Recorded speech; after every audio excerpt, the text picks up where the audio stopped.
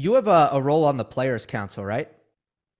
Yes, I am the alumni representative in the player council. That is a role that did not exist before. We had the alumni, but we did not sit at the table and we did not have a vote. We do both things now, and we work very, very hard to achieve that. And it's been a year, and I just got reelected for another 2 years, and the guys have been fantastic. They didn't know me because I'm ancient in tennis years, and but they've taken well to my advice. But I definitely take a back seat because it is the player council after all, and I'm probably the elder, but it's their tour. They are the players, so I just sit back, listen, and if I'm asked, I speak.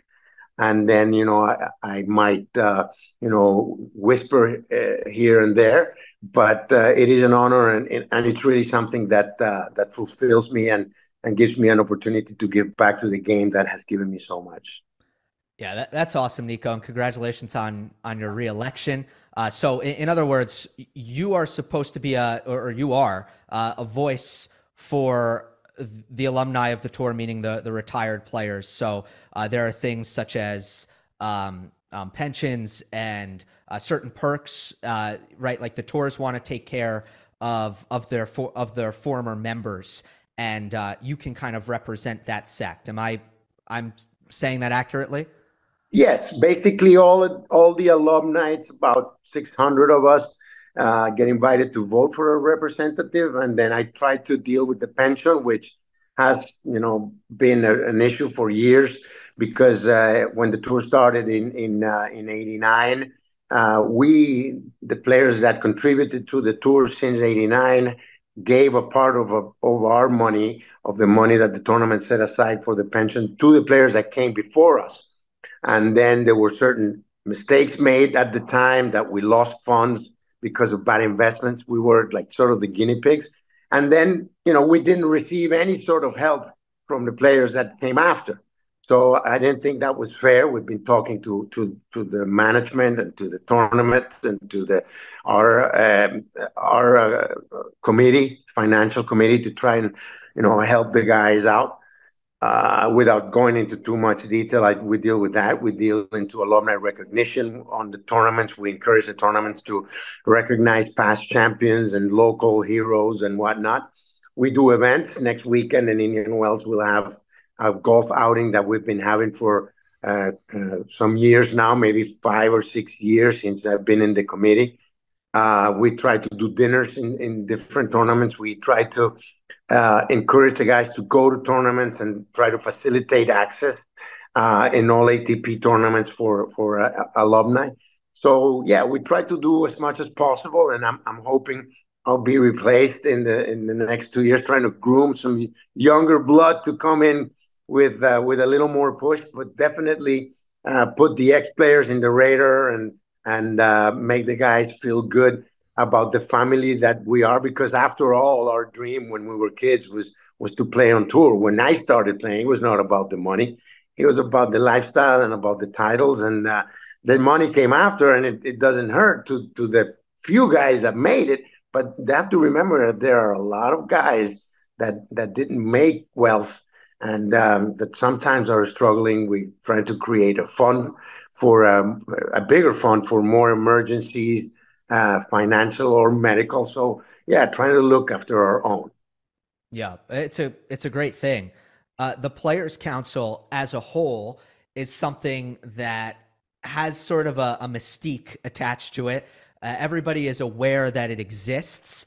Fans are certainly aware that it exists, but sometimes because this stuff isn't very public at all, there are, I think, questions about how this all actually works. So if somebody asks you, Nico, what is the Players Council? What does it do? How would you answer that? Well, it's a group of 10 individuals, one alumni, one from the coaches side. They have a few double representatives, a few 1 to 25, 25 to 50 in various levels, in all levels, and it has to be diverse in terms of geography.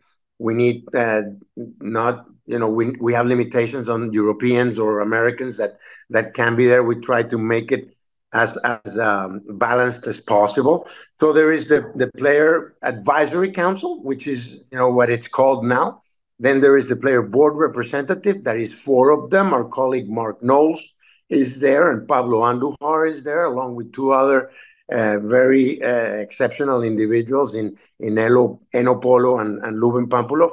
And those four tournament player representatives deal with the four tournament board representatives, and the deciding vote, it's the CEO of ATP, or that it's Andrea Gaudenzi. So the tournament has their council, their board, as to the players, the council, the board, and then there's a deciding vote, and pretty much that's the structure of the governance of tennis nowadays. How often do you meet? Uh, we meet, I would say, formally about 5 times a year. There was a meeting in Australia. There was supposed to be a meeting this week in Indian Wells. It got postponed to Miami. In the French Open, there is a meeting. Wimbledon, there is a meeting. U.S. Open, there is a meeting. There is another meeting later. But we have a group chat, and we constantly talk to each other. So it's a constant communication situation. Okay.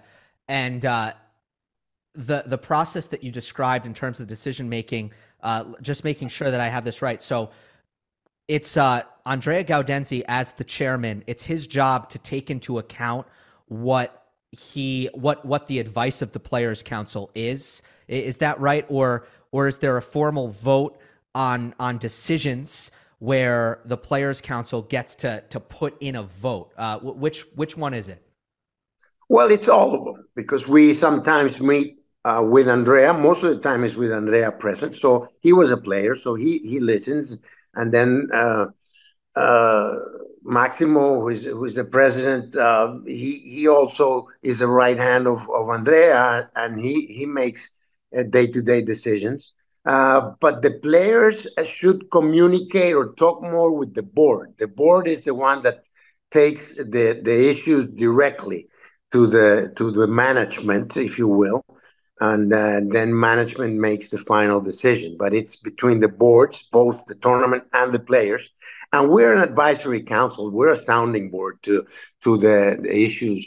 For example, the ball that we're dealing with. Yeah. The proposal is to at least try to make it equal in terms of the swings. They don't play the South American swing each week with a different ball. Try to make it as even as possible, or say the swings going into a major. Try to play it with the same ball as the major does. So trying to have some balance there, and unify all the aspects of the game, so the guys can feel as comfortable as possible. That's why it's represented by various uh, uh, various groups of the game, in terms of singles players, top singles players, at large singles players, and the doubles players that are very, very involved always, and try to find solutions to those issues.